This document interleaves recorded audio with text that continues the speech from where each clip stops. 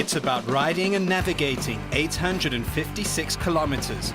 It's about negotiating traffic in the city and about letting your hair down on some of the most beautiful roads in South Africa.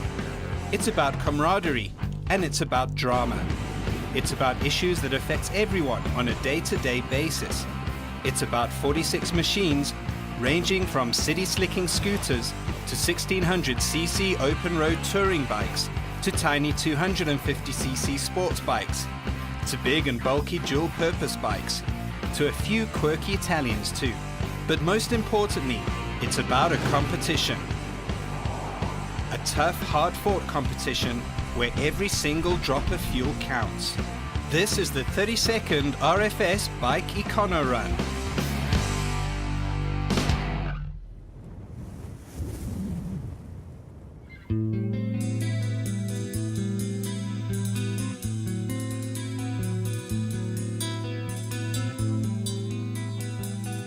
This year's event started from 4x4 Mega World in Montana.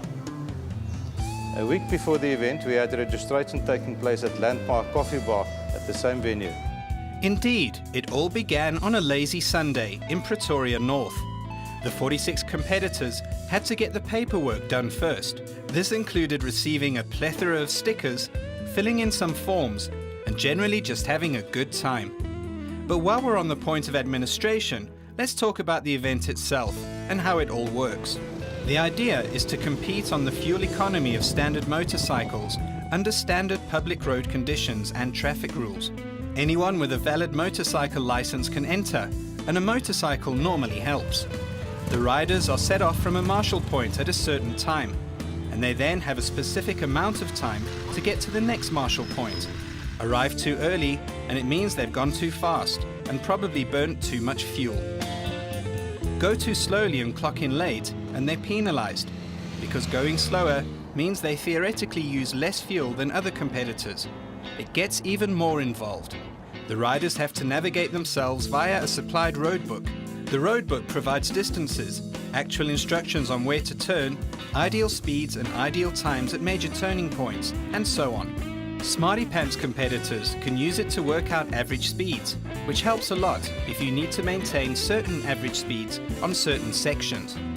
To page through a roadbook while riding would be rather, well, challenging. That's why the competitors all have Tupperware stuck to their bikes. Essentially, you have to nick one of the old lady's Tupperwares from the cupboard, cut a few holes in it, and then add a script rolling device mechanism so that you can scroll through the instructions while on the move. Yep, it's not exactly rocket science, but it works amazingly well. Competitors can also use GPS systems, but this will only assist them in showing the actual speed. But what about the actual competitors? Who are they? Most of them are ordinary Joe Soaps riding their own bikes, but there's also some factory drivers and professional riders on sponsored and manufacturer bikes. It's a mix between young and old, and also male and female. On the day before the event was due to kick off, all the competitors had to report to a filling station up the road from the 4x4 Mega World in Pretoria North. There, the refueling marshals packed all the bikes one by one on a trendy piece of wood to make sure the bikes are all level. But it's not just a case of adding petrol until the nozzle's automatic stop function kicks in. It's a bit more intricate than that, as refueling oak Rick Harumsa explains. One by one the bikes come in and then we refuel to any specific mark that we can see inside the tank. That reference mark is then noted down by my assistant, and I will refuel those specific same bikes on the end of day refuels tomorrow and on Saturday before which is then the final refuel. After the tanks were filled to that very specific point, a seal is added. Lastly, the competitors push their bikes to the Park Fermé, or holding area, outside the Mega World shop. This is where they'll collect their machines in the morning when the actual event gets underway.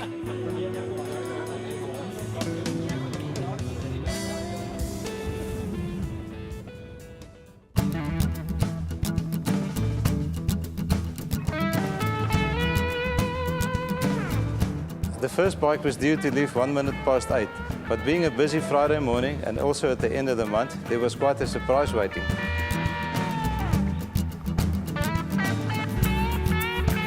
Just before sunrise, there was a massive accident on the main N1 highway near the Linwood Road off-ramp.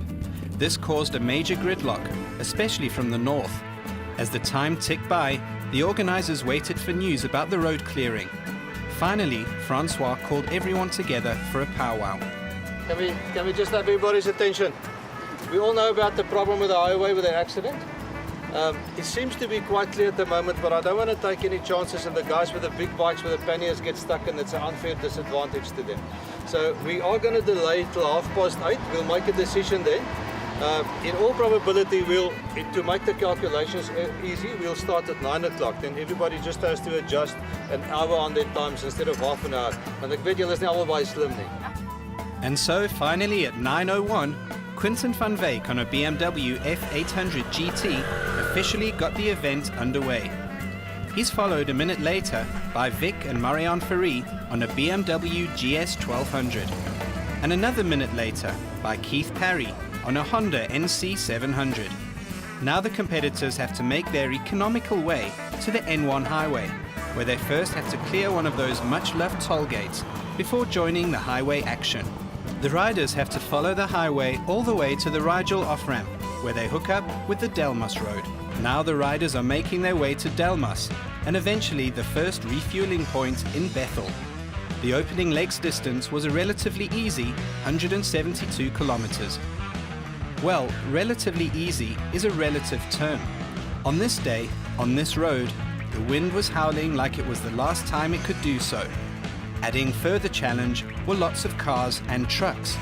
Getting stuck behind a big truck could have a big impact on that ideal average speed. So competitors have to plan their overtaking moves accordingly.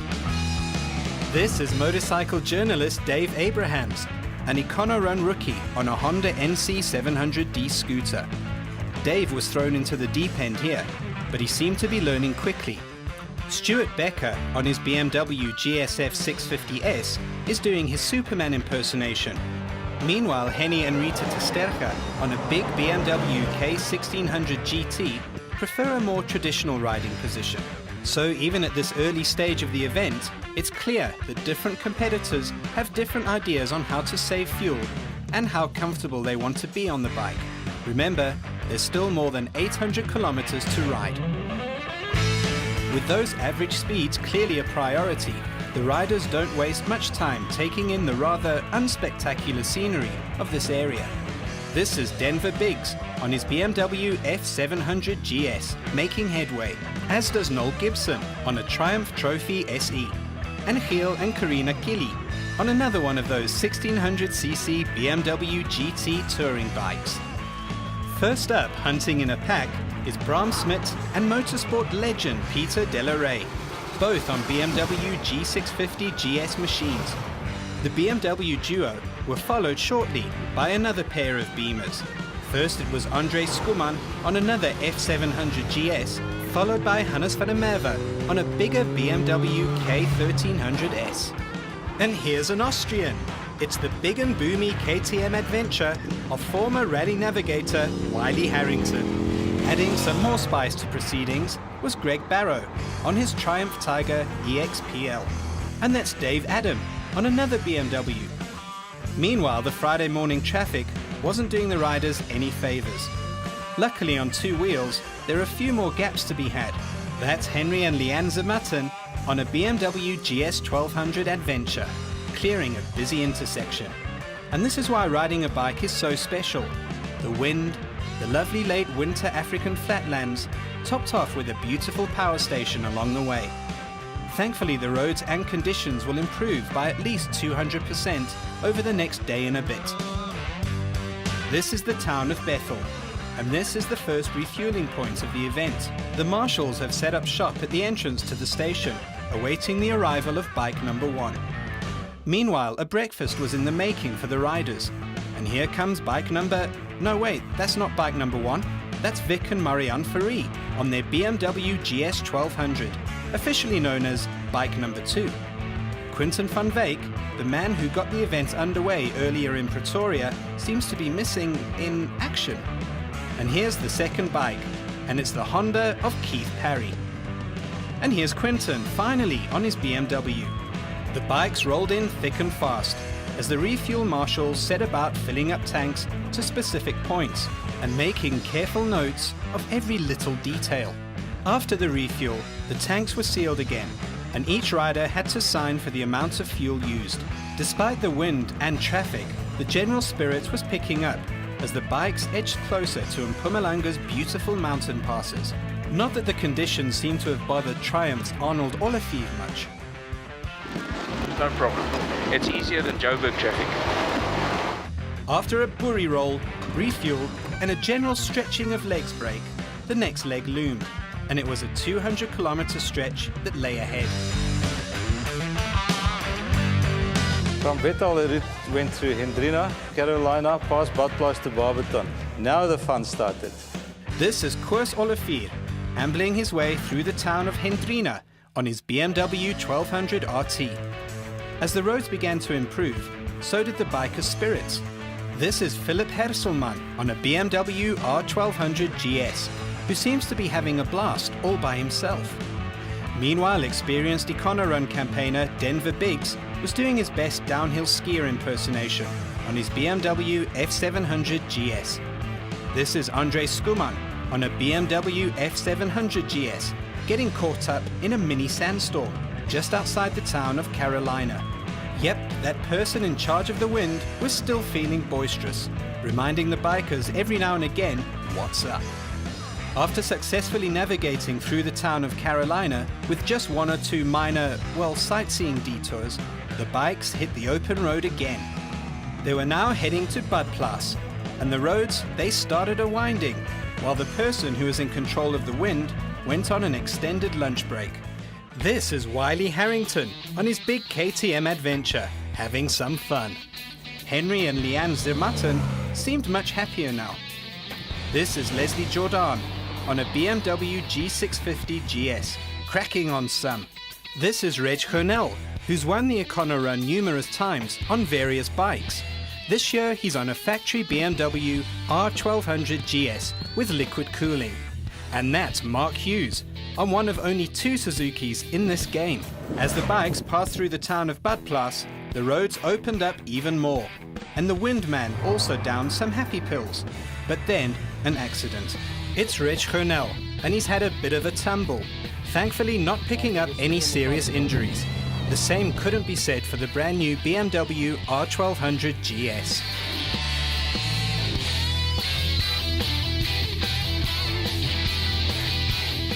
Well, as you can see, the road is pretty straight, and I was just cruising along, ducking in like I normally do. Next minute the bike just started tank slapping.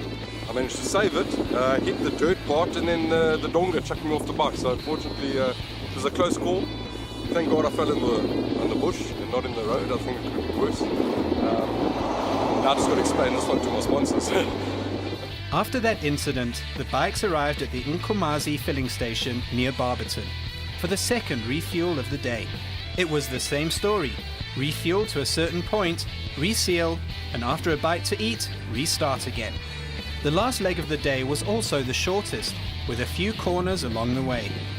The leg took the cruise from Barberton to the beautiful Boulders Road near Nelspruit, through White River, via the twisty R40 road to the Viva Big 5 filling station, a stone's throw from Hazyview.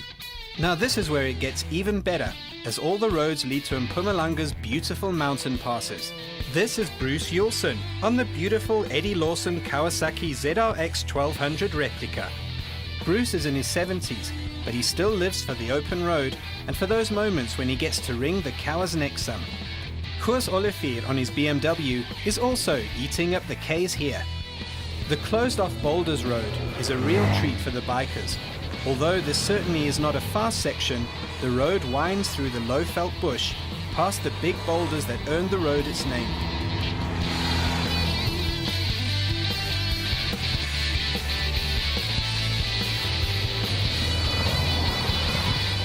But there was a catch. There were roadworks at the end of the Boulders Road, and a long stop and go where the road meets up with the main N4 highway.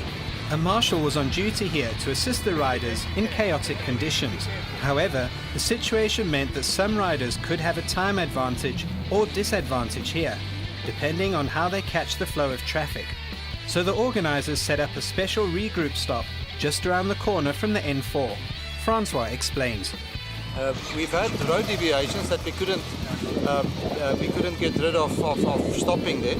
So some guys were caught stopping and some were not caught stopping, and in the spirit of the event we have to try to be as level-headed as possible to make sure everybody gets the same chance and the same opportunity. So we stopped the guys for 10 minutes here. We added 10 minutes to all their times. That means the guys lose 10 minutes somewhere, whether it's here or whether it's at the roadworks. So it's just a way of keeping the competition level for everybody.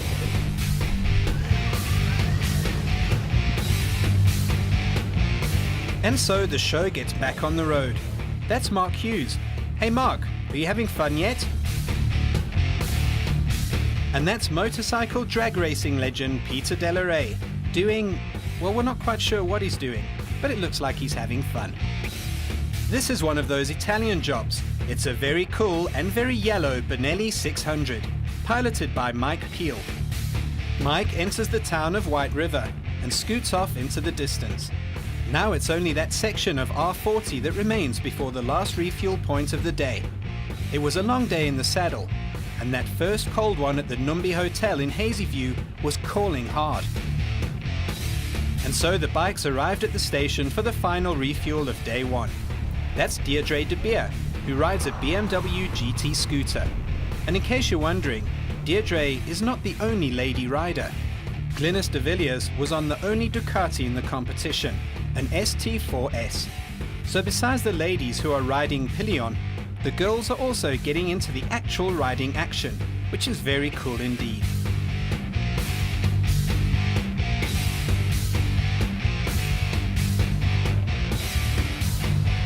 Finally, after a 500-kilometer day, the bikes arrive at the famous Numbi Hotel. Here they were all, well, Hawaiianized and welcomized. With the bikes safely parked in the Park Fermé area, and after an awesome dinner, the bikers hit the sack. On the last day, they would have to negotiate 300 kilometers of Mpumalanga's finest mountain passes. Now these are the good roads, the really good biking roads. That takes us through Graskop, Sabi, Sudwala Caves for the refuel, and then on a circle route back to Hazyview for the final refuel. That's about 300 kilometers of mountain passes, beautiful roads, and seemingly perfect weather. At Hotel Numbi, the first rider was raring to go. After drawing for new numbers the previous evening, Bram Smit on a BMW F650 GS drew the lucky number 1 card. So today, he's the first competitor on the road. He seems to be taking it rather seriously.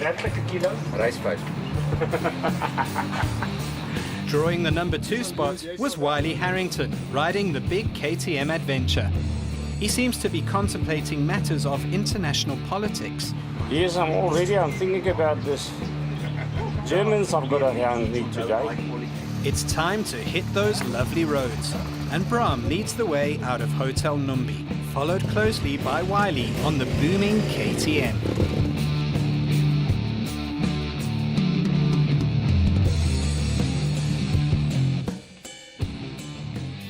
This is Jerry Pace and his pillion Bonita Blankenberg.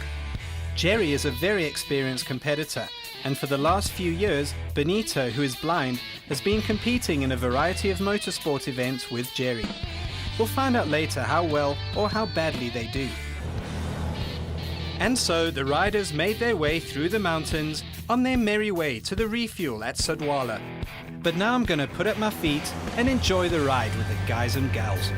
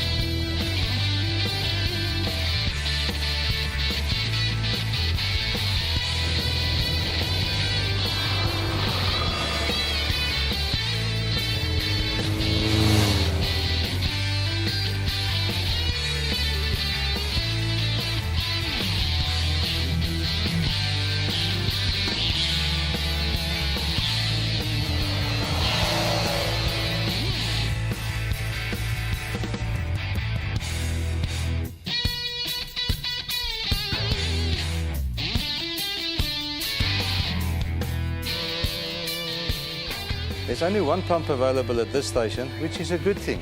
It gives the competitors the time to stretch their legs a bit, and because they'll need it for the last section, the longest section, nearly 200 kilometers.